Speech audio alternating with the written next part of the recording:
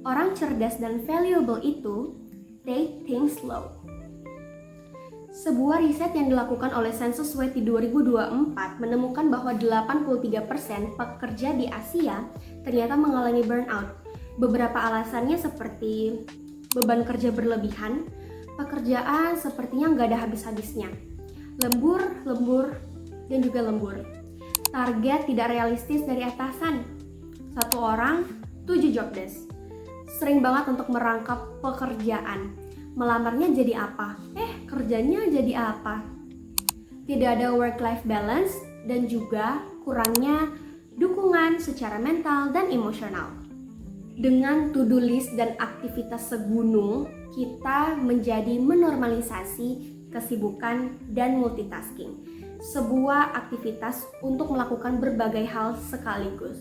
Contohnya, membalas email sambil mendengar presentasi di meeting. Hayo, siapa di sini yang suka multitasking? Tapi ternyata otak manusia itu tidak mampu guys untuk fokus atau paying full attention lebih dari satu hal sekaligus.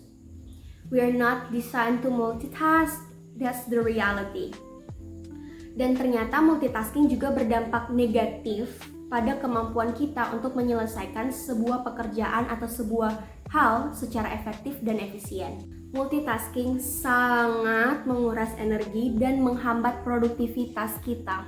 Di zaman saat ini, produktivitas seseorang itu dinilai bukan dari hasil, tapi seberapa sibuk kita terlihat. Balas chat kerja tengah malam, lembur tiap minggu, ikut semua meeting. Padahal hasilnya B aja. Di era digital saat ini, rasanya sepertinya tidak ada batasan antara dunia kerja dan dunia di luar kerja. Email, Slack, Teams, WhatsApp, Skype, Google Meet membuat kita terhubung 24/7 dengan pekerjaan. And just because you are in front of laptop every time or staying until late in your office, it doesn't signify you are doing something useful or productive. The busier you are, the lesser time you spend to do things that actually matter. Dan ini adalah sebuah pencerahan ketika aku selesai membaca buku dari Cal Newport yang berjudul Slow Productivity. Maka dari itu lewat video ini aku ingin memperkenalkan filosofi Slow Productivity. Filosofi yang mengarahkan para knowledge workers untuk melakukan pekerjaan atau kegiatan yang berfokus pada hasil yang lebih sustainable dan bermakna. Slow productivity itu bukan berarti slow yang konotasi negatif ya, bukan yang malas-malasan. Justru sebaliknya, slow productivity menekankan pada cara kerja yang lebih manusiawi, bermakna, dan berkelanjutan. Newport percaya, kerja itu harus jadi bagian dari hidup yang lebih baik, bukan sumber stres, dan bukan bikin kita menjadi hampa. Inti dari konsep ini bisa dijabarkan dengan 3 kata. Less is more. Mengutamakan kualitas dibanding kuantitas, dan Newport bagikan slow productivity ini dalam 3 prinsip.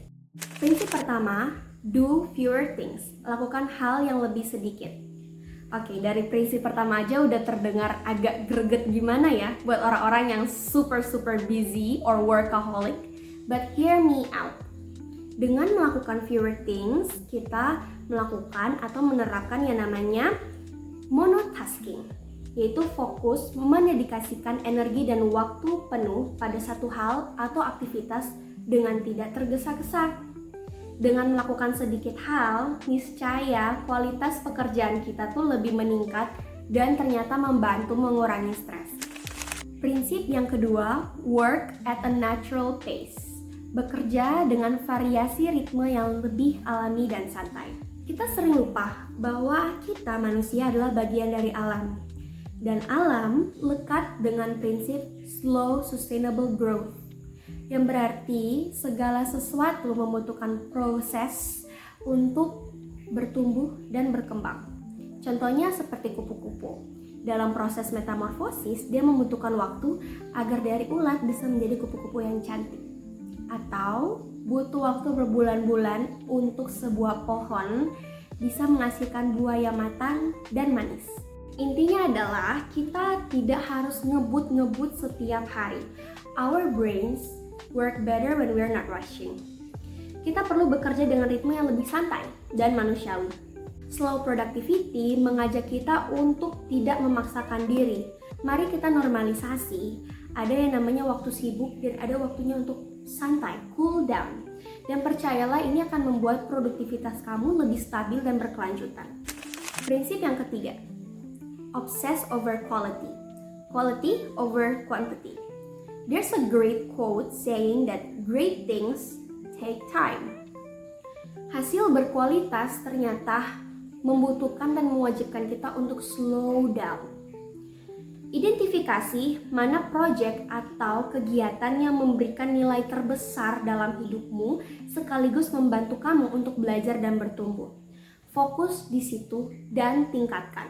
Dengan begini, kamu juga meningkatkan standar dan keterampilan kamu. Dengan menerapkan slow productivity, kita bukan hanya bekerja lebih fokus, tapi menghidupi hidup yang lebih bermakna dan berdampak.